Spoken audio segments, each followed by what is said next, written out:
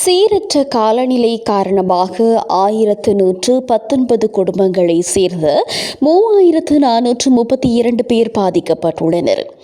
களுத்துறை, புத்தளம், கேகாலை மற்றும் ரத்தினபுரி ஆகிய மாவட்டங்களை சேர்ந்தவர்களே அதிகளவில் பாதிக்கப்பட்டுள்ளதாக அனர்த்த முகாமைத்துவ மத்திய நிலையம் தெரிவித்துள்ளது.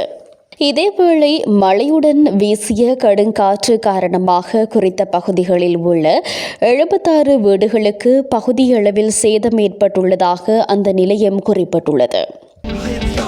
பிரைம் குரூப் அறிமுகப்படுத்தும் இலங்கையின் முதலாவது நவீன வீட்டு அபார்ட்மெண்ட் நகரம் கிரிபத்குடையில் 22 மில்லியனிலிருந்து ஆரம்பமாகின்றது. இந்த வருடத்தில் இதுவரை 1417 பேர் வீதி விபத்துகளில் உயிரிழந்துள்ளதாக போலீசார் தெரிவித்துள்ளனர். வருடாந்தம் சுமார் 1000 பேர் மோட்டார் சைக்கிள் விபத்துகளால் உயிரிழப்பதாக போக்குவரத்து பிரிவிற்கு பொறுப்பான பிரதி போலீஸ் மா அதிபர் இந்திக்க ஹப்புகுட தெரிவித்துள்ளார். 3000க்கும் மேற்பட்ட வீதி விபத்துகள் நடக்கின்றன. ஒவ்வொரு ஆண்டும் இடம்பெறும் விபத்துகளில் 1 மோட்டார் சைக்கிள் விபத்து. 2023இல் வீதி விபத்துகள் குறைந்துள்ளன. 2024 ஜனவரி 1 முதல் ஆகஸ்ட் 10 வரை 1352 ஆபத்தான வீதி விபத்துகளில் 1417 பேர் வரை உயிரிழந்துள்ளனர் என அவர் தெரிவித்தார். அத்தோடு கடந்த வருடம் 328 பாடசாலை மாணவர்கள் வீதி விபத்துகளில் உயிரிழந்துள்ளதாகவும் அவர் தெரிவித்துள்ளார். சக்தியின் காலி மாவட்ட பாராளுமன்ற உறுப்பினராக பந்துலலால் பண்டாரிகொட இன்று முற்பகல் சபாநாயகர் முன்னிலையில் சத்திய பிரமாணம் செய்து கொண்டார். காலி மாவட்ட பாராளுமன்ற உறுப்பினராக இருந்த மனுஷ நாணயக்கார தமது பாராளுமன்ற உறுப்புரிமையை இழந்தமையினால் வெற்றிடம் ஏற்பட்டுள்ளது.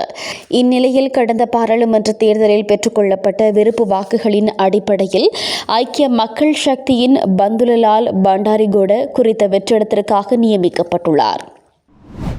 கண்டி வரலாற்று முக்கியத்துவம் வாய்ந்த தலதா மாளிகை பெரஹராவை குறிக்கும் வகையில் தபால் திணைக்களத்தால் வெளியிடப்பட்ட உலகின் மிக நீளமான நினைவு முத்திரை நேற்றைய தினம் ஜனாதிபதி ரணில் விக்ரமசிங்கவிடம் கையளிக்கப்பட்டது. இந்த முத்திரை 205 மில்லிமீட்டர் நீளமானது என்று ஜனாதிபதி ஊடக பிரிவு தெரிவித்துள்ளது. நம்பகமான பார்வை. இப்ப யாரும் வர்ற வரைக்கும் காத்திருக்க தேவையில்லை.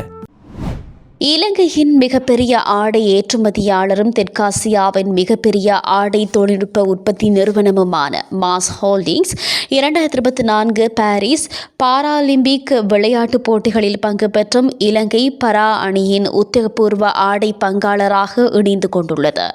இது தொடர்பிலான உத்தியோகபூர்வ அறிவிப்பும் ஆடை அறிமுக நிகழ்வும் கடந்த 14 கொழும்பில் மிக விமர்சையாக இடம்பெற்றது.